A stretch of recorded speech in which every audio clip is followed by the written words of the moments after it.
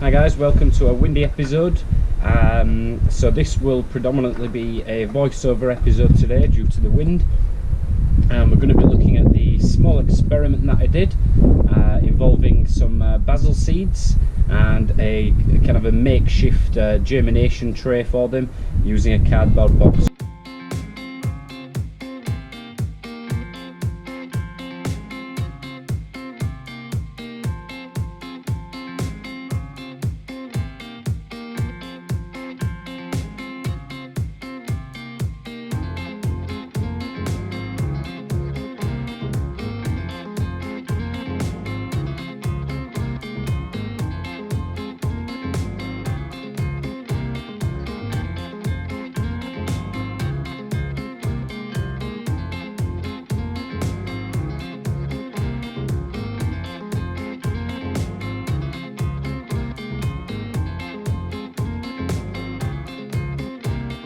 So today we're going to be talking about transplanting these out and just a quick brief overview of how I constructed this here.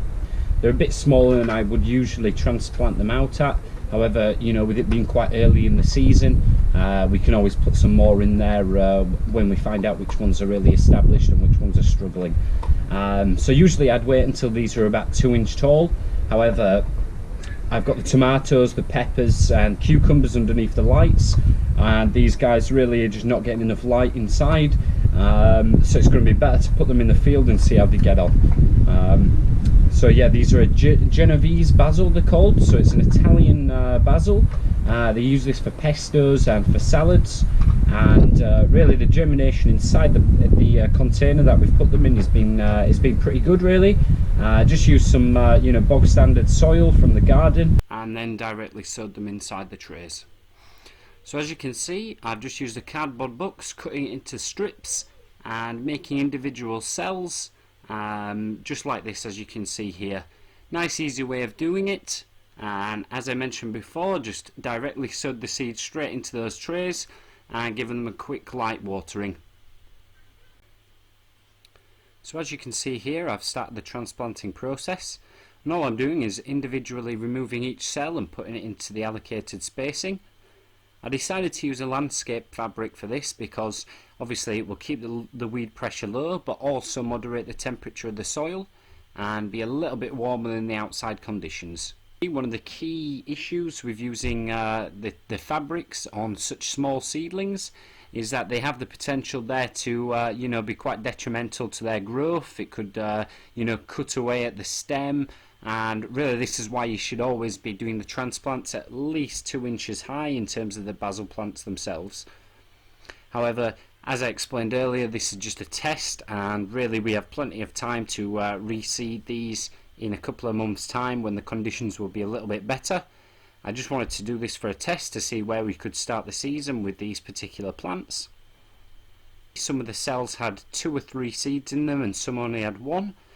So we're literally just transplanting cell for cell, and these will get thinned out in a couple of weeks' time once the stronger seedling is fully established.